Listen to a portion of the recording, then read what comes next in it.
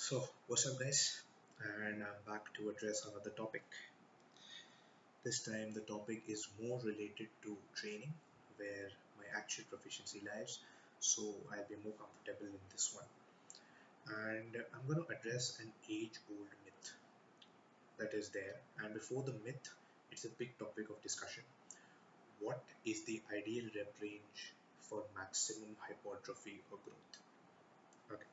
Now, first of all, I would like to say that whatever I'm saying, I'm focusing it on the natural people. It will work. The rules obviously remain the same for even the people who are taking steroids. But this is especially for the natural people because they actually need to know this a lot more. Okay. And another thing that I'm going to tell you about is that we'll be addressing a myth as well. So let's go for it first. Yeah. So yeah, the ideal rep ranges. Now I'll tell you how the rep ranges are defined first. Low rep ranges. These are anything where repetitions are between 1 to 5. Moderate rep ranges anything between 8 to 12, and higher rep ranges anything over 15. So that is how we're going to define it as well. Now, what is the myth? The myth is that the lower rep ranges is only for strength gains. The higher rep ranges are only to cut fat out of the physique and build muscle endurance. And the moderate rep ranges are where the hypertrophy is there. That's not how it goes. Now, I actually went through quite a few articles before making this video, and I'll link my favorite one down below, and I would recommend everyone to actually have a read. So, what happens is whatever rep range you actually train in, it is going to give you hypertrophy. Just the pathways that are taken for that hypertrophy will be different. Okay, so we'll go and bust the myths one by one and then tell you exactly how it happens. Number one, training in my favorite rep ranges, the low rep ranges between 1 to 5. Okay, so here what happens is you're using heavy weight, you're training in the 1 to 5 repetitions, so you're doing more sets with less amount of reps. What is happening is your time under tension per set is going down. So, how does the hypertrophy occur? Because you'll ask me that time under tension is the main factor. No, it's not. The heavier weight will be counteracting the time under tension here. So what is happening is that the heavier weight you use with good form, everything needs to be done with good form. That heavy weight will be breaking down the fibers of the muscle. Those fibers which once destroyed when you're done with your workout, when you feed it properly, will grow back stronger and bigger. So obviously there are going to be strength gains. Now make no mistake about it, the claim that uh, the rep ranges which are low give strength gain is not wrong. Where they're wrong is that they don't give hypertrophy. The heavier weights that you're moving will give you hypertrophy from a pathway which is known as myofibrillar hypertrophy. What does this mean? Myofibrillar hypertrophy means the actin and the fibers that are inside the muscle tissues, these will increase in number. So your muscle gets thicker. That thick look that the powerlifters have, that will come to you. This is the hypertrophy that you'll get through the low rep ranges. Now moving on to the next rep range, the moderate rep ranges. The moderate rep ranges will give you hypertrophy through a kind of pathway which is known as sarcoplasmic hypertrophy. Now, what happens is by sarcoplasmic hypertrophy, meaning your sarcoplasm will expand. What is sarcoplasm? Let's just say the non-contractile part of the proteins that you're getting inside your body, that will be contracted by doing this. Because what you're doing is you're using like lesser weights as compared to the lower rep ranges, and you're increasing the time under tension with the muscle when you're doing 8 to 12 reps. This is the ideal rep range where the bodybuilders actually roll. 1 to 5 is generally the power lifters category. Yeah, but then this is how it is basically. This is the rep range that 90% of the training people, whether in the country or in the world, will actually roll in. So this is the kind of hypertrophy that you get here. The next is your higher rep ranges. Now, higher rep ranges is anything over 15, as I already mentioned. So now that we've covered both kinds of hypertrophies, you will ask me that if why do I need to do higher reps if it's not burning fat as well, it's not uh, because all the other, like, I'm already getting hypertrophy from the other two parts, so why do high reps? I'll tell you why. Now what does high reps do is it depletes your glycogen stores. Okay, and glycogen, which is stored inside the body, is very important for protein synthesis, because the glycogen contains 2.1 gram glycogen will have 2.7 grams of water. So the blood which is being pumped, you heard the pump. Arnold obviously described the pump in the best way possible, and you already have felt the pump. Anyone who trains has felt the pump, and they won't argue that it's one of the best and most masculine feelings ever. Okay, for the guys. So what I'm saying here is the pump is not just a good feeling. The pump is actually you growing. What happens is that when you're doing high reps, there is water and blood and nutrients being pumped inside the muscular tissues, the part which you're training in. Now the glycogen stores which are being depleted, those that glycogen and that water will be going to that muscular tissue and increasing protein synthesis, hence aiding in muscle hypertrophy. So even though it's not performing muscle hypertrophy directly, it's aiding in muscle hypertrophy. It's increasing the chances of muscle hypertrophy, increasing the effectiveness. Another thing that's there is something called as occlusion, blood occlusion. Now there is a certain training method that has been invented, which is known as the blood occlusion principle. Where if you're training arms, suppose, so what you'll do is you'll tie a bandage over here in your biceps. Suppose you're training biceps, you'll tie a bandage over here, tighten it out, and then do your curls. What happens here is that the blood will not be allowed to drain out. So it will be very painful, but the maximum amount of blood will be pushed inside the muscle for maximum hypertrophy. So that is known as the blood occlusion principle. It is generally higher when it comes to higher reps. So the blood will not be able to leave the muscle which you're training. It will be pushed inside. That is the occlusion part of the higher reps. So now I've told you all three ways in which all the three rep ranges will give you hypertrophy. So now it's time to actually put them one against the other. Okay, so, okay. Let's go for how it will work. Your muscle endurance will be built by the higher reps, but there are a lot of people who don't want to lift the heavy weights. They actually want to go for the higher reps because I've already certified, and there are multiple people. It's not my certification that matters. I'm just putting in my views or what the right thing is. But there are multiple trainers, high celebrity trainers, who actually go ahead and say that high reps will build a lot of muscle. Yes, it does. I just told you the science behind it. But what I'm talking about is that progressive overload is very important for hypertrophy. So if you're consistently working in the high rep range, there will be a point where your strength will come to a standstill. Unless you progressively overload your muscles, your hypertrophy is going to plateau as well. So the only point of varying the rep ranges is that you have all the best of all the worlds in your training routine. Now, I am a power lifter, so I focus on lower rep ranges, but I have higher rep weeks as well. I incorporate Chris Gethin's DTP as well, so that's insane amount of high reps. I have workouts in which I do 1,000 reps per muscle, which is insane amount of time. Now, I don't recommend you doing it because I've been doing it for a while, and it's working for me because body to body is very different. Now, I have a very buff friend, the guy who got me into bodybuilding, who generally operates in the higher rep range, and he's big, he's freakishly big. But that doesn't make it crystal clear that even if I train in the higher rep range, I'll be very big. I've always been the one who trains in the lower rep ranges. But now that I have become mature over a period of time, I have known that yes, you need to mix it up as well. Okay, so now coming back to the topic, what I'm saying is that suppose you are working consistently in the higher rep ranges, your strength will come to a standstill.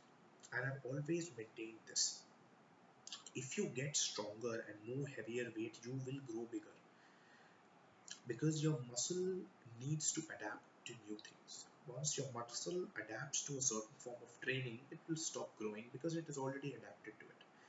So it's very important to shock the body. That's why you keep changing up your routines or you mix it up. Okay, so progressive overload is one important. That is why training in the low rep ranges is recommended because you will gain size along with strength. Yes, do keep your sets of higher reps, drop sets, or do keep weeks in which you actually train with higher reps, but don't make it a consistent habit. And no, it will not make you lose calories. The metabolic rate will be affected in the same manner whether you're working into 1 to 5 rep range or whether you're working in your higher rep ranges. Okay, so let's just say there are two spectrums to it. One part being where you'll actually uh, go ahead and train in the lower rep ranges, and what it will do, it is going to affect your CNS a lot more, which is the central nervous system. So your nervous system will be affected a lot more when you will be working in the lower rep ranges, because obviously the body will be shocked when you're doing those kinds of sets with the higher amount of weight and the lower reps. So the body will be shocked a lot more because uh, you actually will be let's just say tighter in every rep that you're performing. On the other hand, when you're doing your higher reps, the hypertrophy will be a lot more and you'll be burning a lot of calories, you'll be on the endurance part of it. So let's just say that the endurance part will burn the calories in the workout itself. But when you're doing low reps and high weight, that calorie burning and the metabolism rev up is going to continue for another day. That is why they tell you to squat a lot. So that is the war that is going on with you actually uh, let's just say being in a doldrum as to what rep range to follow. I would always recommend you start your workout with a lower rep range with the compound movements, heavy compound movements, as everyone recommends you to do, and then you try and incorporate your uh, light drop sets and higher reps into it. That is one point. That is one way to go about it. How I go about it now, I'm coming to my personal terms, is I am one of those people who is a great advocate of actually training in the lower rep ranges and gaining strength, because there is no doubt about the fact that if you're strong, you'll grow bigger. Your muscle will have to adapt to the weight that you're increasing. And I'm not talking about swinging the weight. It's weight you need to increase with good form. Increase, say, 2.5 pounds, 5 pounds, 2 kg, 3 kg in your lifts every week or every other week, so that your muscles have to adapt. Not use the same weight for the same amount of reps so that your muscles get used to it and stop growing. See, the only point of your muscle growing is that it is not used, it's not capable of going under the pressure that you're putting it under. That's why it grows, it adapts. So unless you force it to adapt, it'll become complacent, it won't adapt, it won't grow. So you have to find out new ways. Hypertrophy and the rep ranges is all fine. According to me, the main part of actually growing is shocking your body. It's what Lee Haney, 8-time Mr. Olympia Lee Haney used to do. He never used to repeat a workout, but he used to repeat it 4 weeks from now. That is what I do. I have a written down, chopped out plan, but these are 12 different plans for 12 different weeks. So for 12 weeks, I won't be doing the same workout for any body part. Yes, there will be certain movements which will be the crux of my workout, around which the workout will revolve. Like I'll be doing squats, I'll be doing deadlifts, I'll be doing bench. Those major compound movements will be there, but the accessory movements and the way I do the compound movements with dumbbells and barbells, all of that will change. So basically, it's all about shocking the muscle as well. You keep your mind guessing. That is what the mind muscle connection is. Earlier, I was like one of those people who didn't really believe in the mind and muscle connection, but it is there. If your mind has already anticipated what you're going to do out there, then it doesn't need to adapt. So what you need to do is and how you need to do it, change your workouts, change your exercises, change the rep ranges, change the order in which you do the exercises. All of that works. Okay, all of those techniques like pre-exhaustion, drop sets, you can incorporate those. Now, how I do it is I keep my my low rep workouts separate, where I train like a power lifter. Whether even if it be arms, I will be training like a power lifter. I will be focusing on moving the maximum amount of weight with good form in those weeks. And then I have separate weeks for higher rep ranges where I go for the 15 to 20 rep range. There will be separate weeks in which I will be doing GTP, in which I'll be actually going to 50 reps with lightweight. So it depends on a person to person. It is something that you need to work out for yourself. I have just told you about the science that yes, you will be getting hypertrophy in all three rep ranges, but the advantage of training in the lower rep range is that your strength will keep on increasing as well. So you can use that. So you can use your higher rep ranges as something of an auxiliary movement or something of a finisher, but don't frequently or don't make it a permanent part of your workout that you'll start working in the high rep ranges itself. That will stall your progress for sure, unless for some of the freakish exceptions that I just mentioned, it will stall your progress. So that is what I will say. And personally speaking, I am more of a low rep worker because I am more focused on my strength. I actually like to be strong, and but it's for you guys. So most 90% of the guys want to look good. They're doing it to look good. So and it's not like I'm forgetting about the moderate rep ranges. The moderate rep range actually is best of both worlds. So what happens is the workout that you actually do will kind of look like something like this. That suppose that your workout is comprised of, say, I'm talking about chest, let's just say. So you do your flat bench like power lifter, like in the lower rep ranges. Okay, then you go ahead for the incline and do your moderate reps, your incline bench, your decline bench. When you switch over to your flies or your cable crossovers or your single joint movements, then you can go ahead and use your higher rep ranges to pump it out and keep the form clean.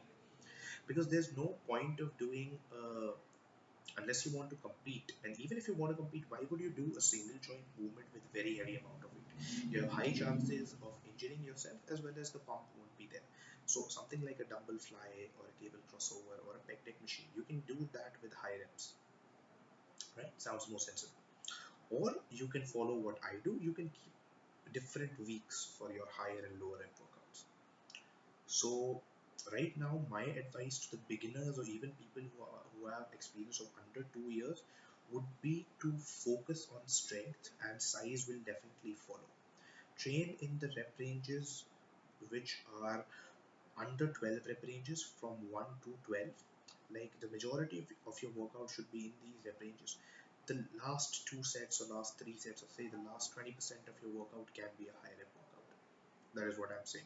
Or you can alternate the weeks and increase, say, the reps every third week. That is how you actually go ahead and train.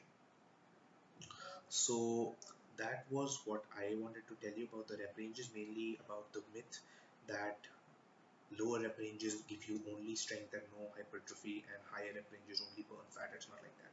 You will get hypertrophy from all three rep ranges. Just that I have told you why the lower and moderate rep ranges are better suited, because the strength gains that you will get are pivotal in the long term hypertrophy that you're going to get because of the progressive overload principle.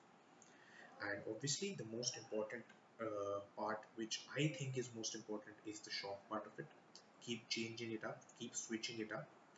That is very important because your muscle actually needs to adapt, forced to. So yeah, that's more about it. And whatever queries you have, you can post it down below, or you can contact me on my social media. So yeah, cheers.